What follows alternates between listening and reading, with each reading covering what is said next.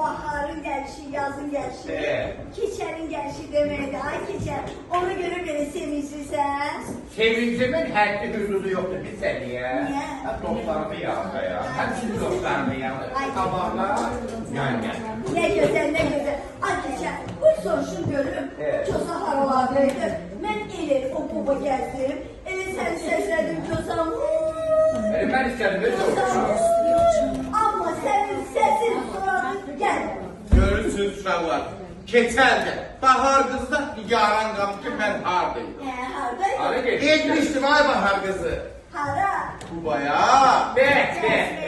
Hem gezdim dolandım, hem de fırtınla alma yırdım getirdim. Ay ne güzel. Bak hele o almalardan biri dostlarımıza paylayın. Hamı datsın.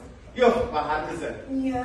Bilirsen niye? Gittim almaları bazarda. Bu Almaları almalarını idi. sattım. He, almaları. Sen satın almadanı Beni ben satın almadım. Ha pulu neyle? Pulunu da ki, ay Bahar kızı, gittim özüme, geçe.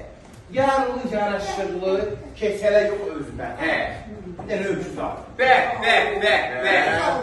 Yerini bölümünü görəsən. Dedim ki, səhər durub, gələrəm bura. Da müəllimə kimi çıxartlarda qalmaram. Öküzdən gələrəm. Belki senden bir alır. Yox, almayıb. Gəldim axşam bura. Dedilər burada öküzü park elədik, qanağandı, gömləsi yoxdur. Mən də hissəndim, öküzünü satdım.